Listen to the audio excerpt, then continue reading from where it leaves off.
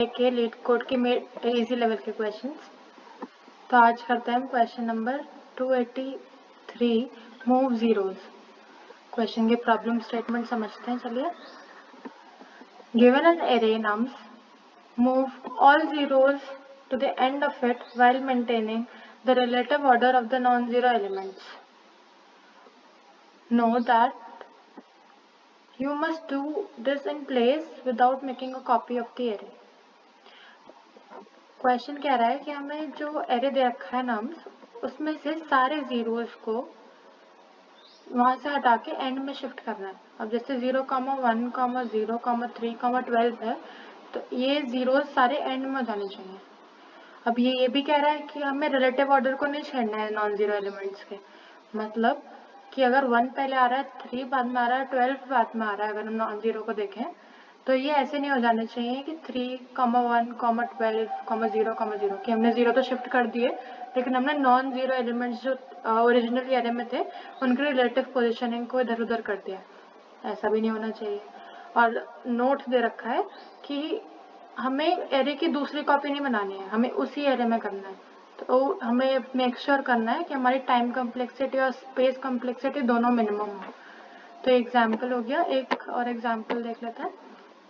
Nums 0, अब ये 0 ही है, अब इसमें क्या एंड क्या नॉन जीरो, तो ये एज इट इज प्रिंट हो जाएगा। एग्जाम्पल समझते हैं। अब जैसे 2, 5, 7, 0, 4, 0, 7, -5, 8, 0 है। आपको क्या करना है, अब इंडेक्स नंबर पे देखते हैं हम, 0, 1, 2, 3। अब थर्ड इंडेक्स पे जो ये 0 है, ये मूव करके हमारा लास्ट में जाना चाहिए, और फिर ये वाला जो 0 है वो भी एंड में जाना चाहिए। और वहाँ के जहाँ से हम 0 इंसर्ट कर रहे हैं वहाँ के एलिमेंट्स उठ के आगे आ जाने चाहिए, बट वहीं आने चाहिए जहाँ से आपका रिलेटिव पोजिशनिंग रिमूव हुई है। मतलब ऐसा नहीं है कि जहाँ से 0 हटे हैं वहीं पर आने चाहिए, ऐसा नहीं है। अगर 7 के बाद -5 आ रहा था ओरिजिनल एरे में, तो अभी भी 0 एंड में जाने के बाद भी आपका 7 के बाद -5 ही आएगा। तो आपके रिलेटिव पोजिशनिंग में चेंज नहीं आना चाहिए। इस एग्जाम्पल में भी ऐसा ही हो रहा है। अब ये 0, 1, 0, 3 जीरोज है इसमें, ये 0 तो ऑलरेडी एंड में ही है, तो 1, 2 इन दोनों जीरोज को हमें एंड में पहुंचाना है। अब 2 और 5 की जगह लेंगे ये, बट 2 और 5 को हमें, जैसे 1 के बाद 2 आ रहा है, तो यहाँ पर ऐसा नहीं होना चाहिए कि ये 0 इसकी जगह आया तो 2 सबसे पहले पहुंच जाएगा, ऐसा नहीं होगा।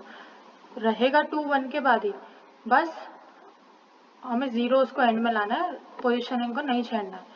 तो क्वेश्चन का थोड़ा सा आपको लैंग्वेज समझनी पड़ेगी, तब will proceed to the code. अब कोड देखते हैं, ध्यान से देखिएगा, थोड़ा ट्रिकी है। अब हम एक काउंट वेरिएबल लेंगे और उसे इनिशियलाइज करेंगे 0 से।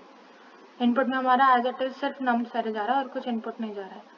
अब हम आइटरेशन स्टार्ट करेंगे 0th इंडेक्स से लेकर नम्स डॉट लेंथ तक। अब इफ कंडीशन लगाई हमने कि अगर nums of i is not equals to 0, तो काउंट वेरिएबल अभी कहाँ पॉइंट कर रहा है आपका, काउंट वेरिएबल अभी पॉइंट कर रहा है आपका 0 पे।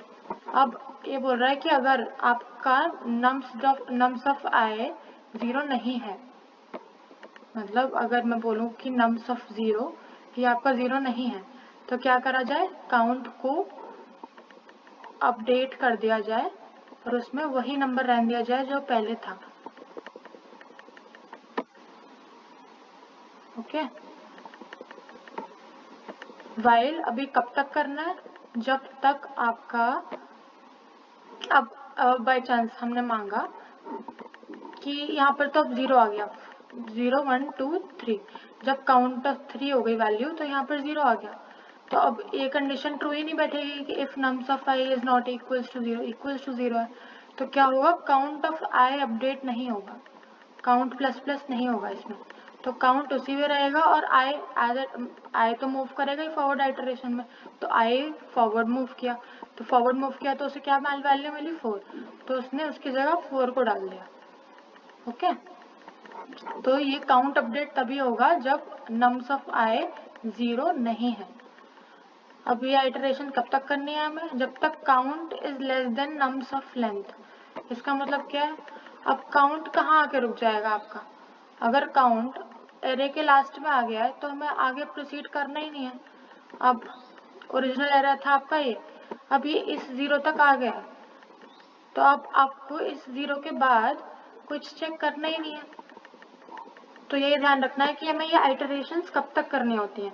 ये हमें आइटरेशंस तब तक करनी होती हैं जब तक हम नम्स ऑफ लेंथ तक नहीं पहुंच जाए। एक बार हम नम्स ऑफ लेंथ तक पहुंच गए तो हम आगे के सारे एलिमेंट्स 0 मान लेंगे। Nums count plus plus equals to 0, मतलब काउंट आगे जितने भी काउंट्स आएंगे, जितने भी वैल्यूज हैं इंडेक्स पे, वो सारे 0 हो जाएंगे। किस वैल्यू के बाद? जब तक हम नम्स ओरिजिनल एरे के लास्ट एलिमेंट तक नहीं पहुंच जाते। जब तक हम लास्ट एलिमेंट तक नहीं पहुंचते हैं तब तक ये एज ए टेस्ट चलेगा, लेकिन जैसे ही लास्ट एलिमेंट पे पहुंच गए हम, वैसे ही आगे की सारी वैल्यूज हम 0 कर देंगे। ओके, एज इट इज इसमें हो रहा है, इसी एग्जाम्पल में भी और इस एग्जाम्पल में भी। टेस्ट केसेस देख लेते हैं। टेस्ट केसेस भी सक्सेसफुली रन कर रहे हैं आपके। That's all, thank you.